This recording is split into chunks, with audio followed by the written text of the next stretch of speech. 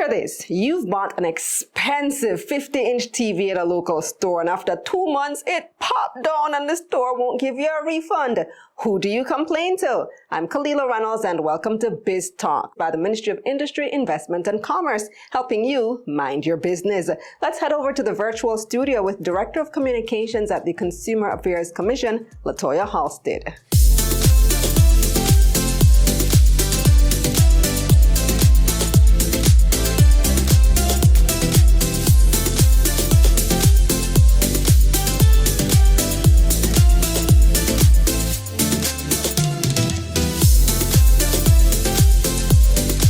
Hi, Latoya. Welcome to Biz Talk.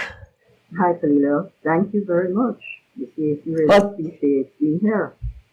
Well, tell me a bit about what the Consumer Affairs Commission does.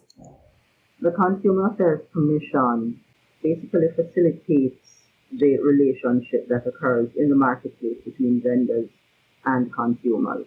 We do this through consumer education, complaints resolution, market surveillance, as well as advocacy. And how many complaints did you handle and resolve last year? Because I know you get a lot of people coming in with issues about various services and goods. Yes, in fact, we had 1,685 complaints. Of that number, we were able to resolve 1,361. And within the larger context, you're looking at basically an 81% resolution rate. So, in terms of last year, it was on par. We really, I think, did a commendable job, if I do say so myself. 81% is indeed commendable. I'm happy that you've been able to resolve a lot of these issues that the consumers are coming to you with. What types of things do people complain about the most? Believe it or not, appliances. What we see are basically issues with persons going into stores, buying these items, and one, they don't get their receipt, they don't get their warranty, and that will then guide the relationship or the discussion that occurs between the CAC and the vendor thereafter. But I should point out, when consumers make or rather purchase items, the first point of contact, if there's an issue, is with the vendor.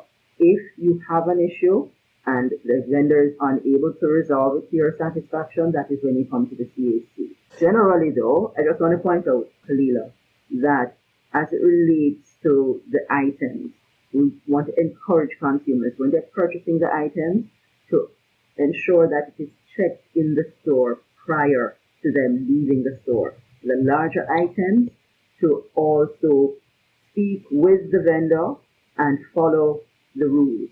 For example, refrigerators, when they're delivered, you don't automatically plug them in. They need settling time.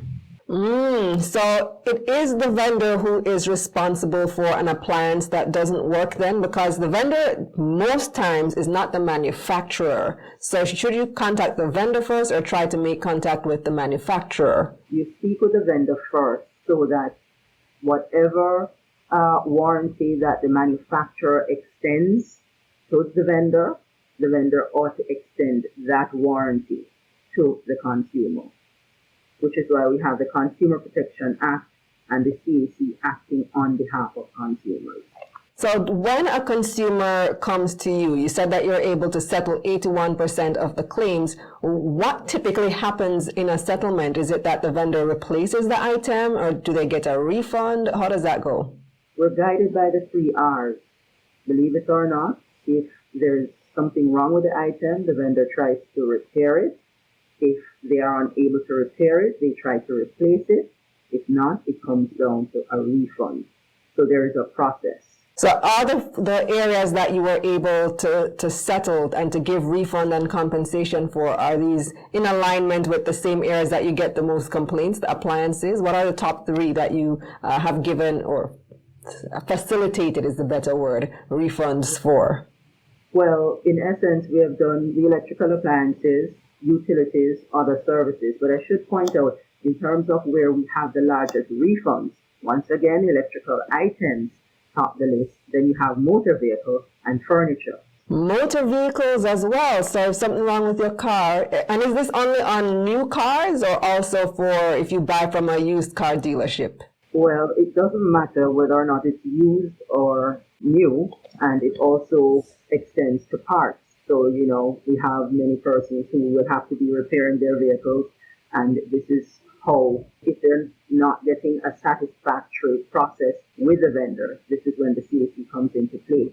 And I also want to toot our horn a little bit in terms of the amount of compensation and refunds that we have been able to garner for the 21-22 financial year. That extends to 27.4 million.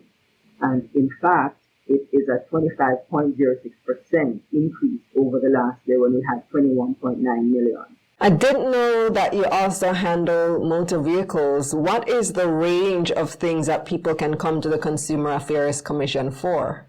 Believe it or not, I don't know if you recall the bad gas saga. Do you recall that? I do remember that very well, yes. Precisely. So the CAC was able to have dialogue, and while we will not say it is a refund or compensation, it was an ex gratia payment that we were able to negotiate on behalf of consumers who were affected by the bad gas scandal.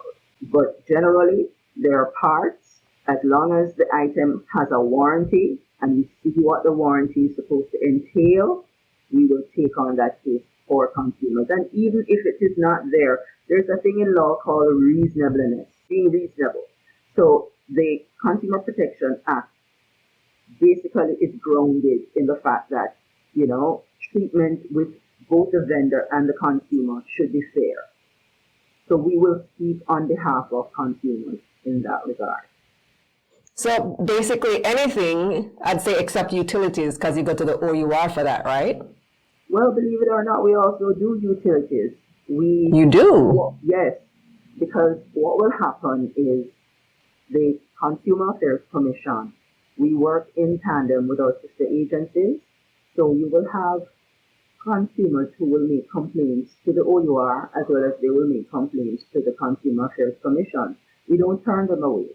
We utilize the same process, make contact with the companies, and basically explore the issues to see what they are and arrive at a satisfactory end for both parties. So based on the main complaints that you get, what advice would you give to consumers?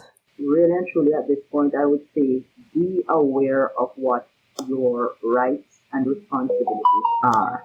That way, you are better guided when conducting transactions in the marketplace. If you're purchasing an item, please, we encourage you to do the research. Go online, see what the reviews are about the item. In addition to that, ask as many questions as you possibly can of the vendor. For example, you go to a store, you ask if there are restocking fees. What is your refund policy? And there are certain red flags that will guide you in terms of whether or not you're going to be purchasing from that merchant. The fact is, if somebody is saying to me, no refund, I'm automatically going to be thinking, oh, if there's an issue with the item, then it will be difficult for me to be able to get a refund.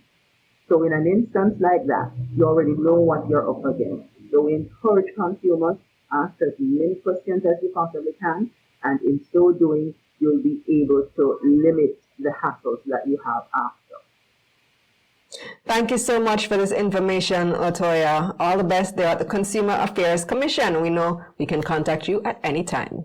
Yes, you can. And don't forget to download our app, CAC Jamaica, where you will have information on all that I've said, as well as you can contact us at 619-422-30. We have 3 offices, CAC, head office at 34 Trafalgar Road. We are also located in Mandeville, 2B Caledonia Avenue in the RADA building, as well as in Montego Bay, 10 Delisa Drive, where the OPM offices are located, as well as we are on social media, Facebook and Twitter. Thanks again. Thank you. This has been Biz Talk, brought to you by the Ministry of Industry, Investment and Commerce, Jamaica's business ministry, bringing you key services and opportunities for Jamaica's business sector. I'm Kalilah Reynolds. For more information, visit the Consumer Affairs Commission on Facebook at CAC Jamaica, on Twitter at Affairs Jamaica, on Instagram at info_C, and on their website at cac.gov.jm. You can also visit my website, KalilahReynolds.com, for a summary of this video and subscribe to my newsletter. Let's get this money.